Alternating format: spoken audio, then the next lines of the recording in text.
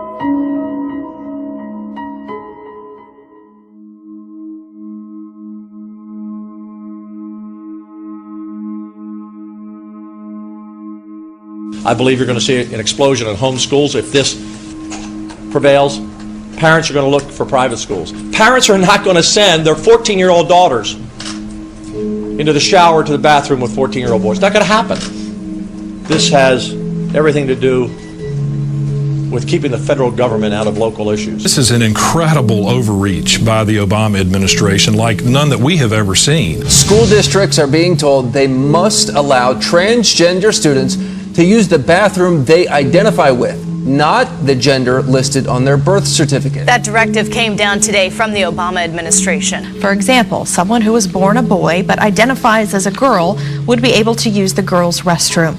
Every public school in the country must let transgender students use bathrooms and locker rooms that match their current gender identity. Now, tonight, schools are looking very closely over this joint letter from the Department of Education and the Department of Justice because it really could have a big impact when it comes to money. Why can't parents and the public have input on this policy? When we err on the side of fear, we amplify hysteria. The issue had already boiled over in Fort Worth after the state's 5th largest school district said it would enforce a policy which includes letting transgender students choose the restroom they use, regardless of their gender at birth. Taxpayers and parents should be outraged at this shocking violation and breach of the public trust. Get back to education, repeal the policy.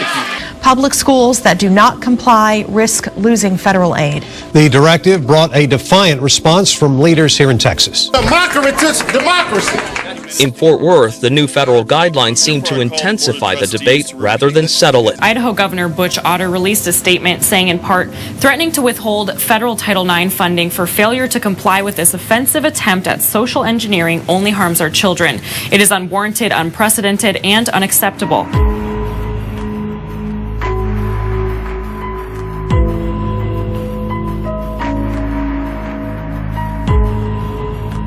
News out of the South Loop.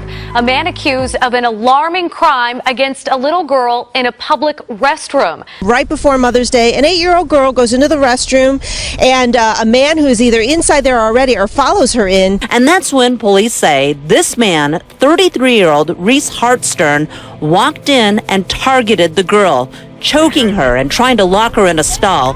The mother heard her daughter screaming and grabbed her. It saddens me. I don't get why people do things like this. I really wish I could understand that, but I don't. A leading early education academic says preschoolers should be introduced to the subject of same-sex marriage. The paper discusses the importance of political activism in the early learning sector. I mean, Shelley, we're talking about kids, daycare, young kids, 3, 4, 5 years old.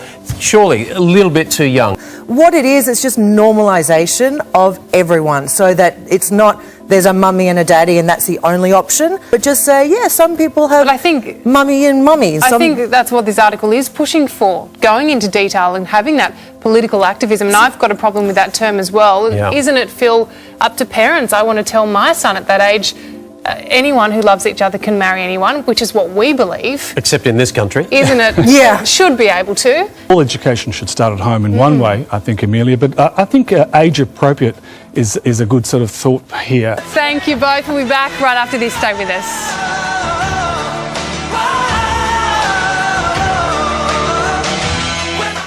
The family of a man who was run over outside of a 7-Eleven after being punched and knocked out is now suing the convenience store and now hoping the videotape will help police find his attacker. A man started yelling at 32-year-old Marcus Gaines when he walked out of the 7-Eleven at Hubbard and State. A short while later, the man punches Gaines in the head, knocking him to the street, unconscious. Then at least one person runs up and appears to steal his wallet. A crowd immediately surrounds Gaines. Then the people just walk away, leaving Gaines lying in the street motionless. A group gathered around him and then dissipated as Gaines laid in the crosswalk for nearly 2 minutes, others walking past and doing nothing to help him. Then a taxi makes a turn and runs Gaines over. Attorneys for the Chicago bartender say this didn't have to happen. Like, who are we as people? Do we not love each other anymore where we can help? What about the neighbors, the bar that he left? What about, again, the 7-Eleven security guard? How do you just leave this guy and stand over him? All right, developing right now at 6. People just stand by. Some even laugh as a man beats a woman.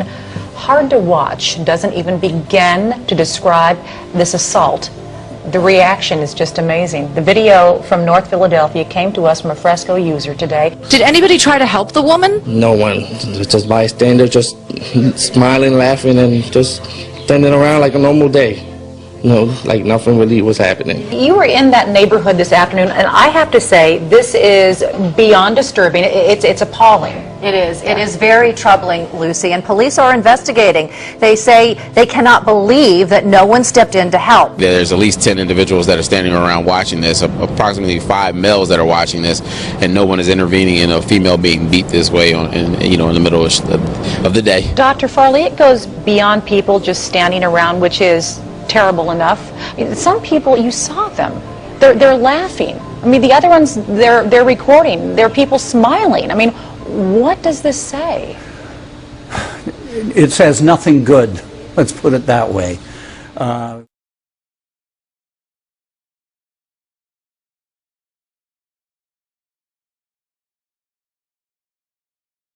In fact, Northeastern's example should speak to every one of us about the massive transformation that is taking place around the world.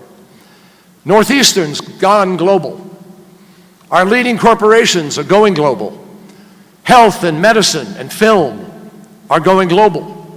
And I think that everyone here, especially the class of 2016, understands that viscerally, internally, intellectually.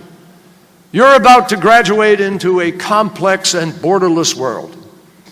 Today, we face a world that is much more complicated, less hierarchical, where non-state actors play a central role, where disturbing images and outright lies can circle the globe in an instant, where dangers like climate change, terrorism, and disease do not respect borders.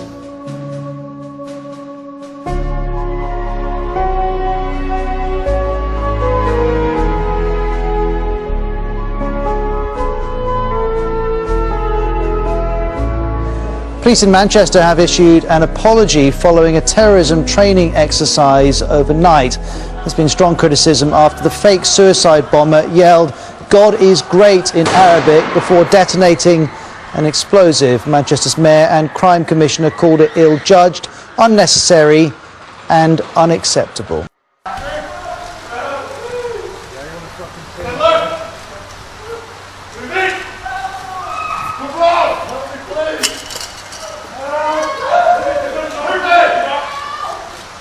Police say what happened here last night was designed to mirror the details of past events, but that on reflection it was unacceptable to use a phrase which, as they put it, so vocally linked this exercise with Islam.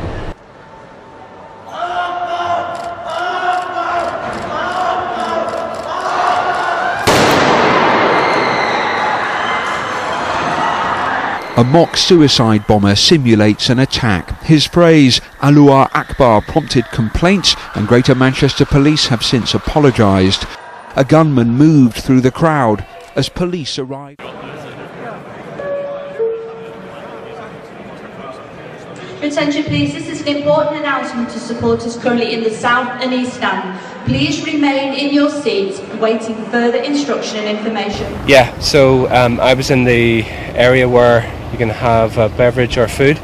My daughter was sitting in the seat in the North Stand, yes, Sir Alex Ferguson stand, and they announced right away, can everybody in this zone please leave? UK police say the device found at Manchester United Stadium was not viable. Earlier, police announced they had carried out a controlled explosion on a suspect package at Old Trafford Stadium. The UK anti-terror officials say full search of stadium is taking place. In September of 2014, the FBI retired its old fingerprint system and replaced it with the next generation. The $1.2 billion program sends digital fingerprints to agents in the field and uses facial recognition technology to help them track down terrorists. Today, NGI is fully operational, but the program is not without controversy. Government Matters' Diane Cho got exclusive access to the FBI's biometrics campus in West Virginia. It's an area so restricted, even our crew needed a background check. My biggest concerns with face recognition technology are the fact that it can be used at some point in the future to track people as they move about through society. Technology she believes one day could potentially blur the line between protecting civil liberties and national security. For Government Matters, I'm Diane Cho. Dan, you're going to stay with us as we're going to talk about another incredible discovery.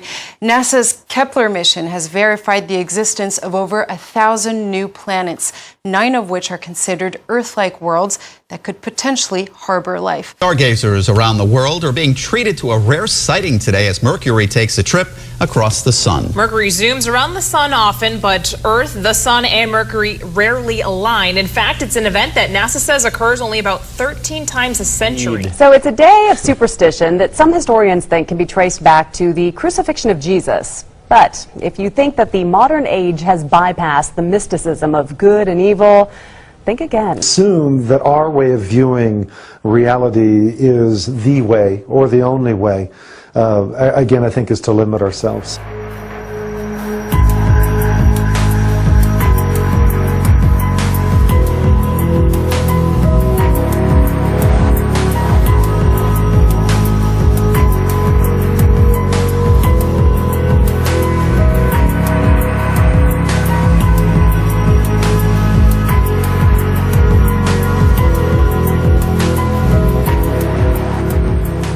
Man is accused of using the family poodle as a sacrifice, saying the devil made him do it. He said he had to make a sacrifice of a male, either himself, his 6-year-old son, or the family's white poodle. And athletes accused. A high school lacrosse team's season suspended while police investigate possible animal cruelty. Good evening. It tops our news at 11. Grosse Ile Police and the high school are digging deeper into this case. Players are accused of sacrificing a guinea pig, drinking its blood, and smearing the blood on their faces as some kind of pre-game ritual.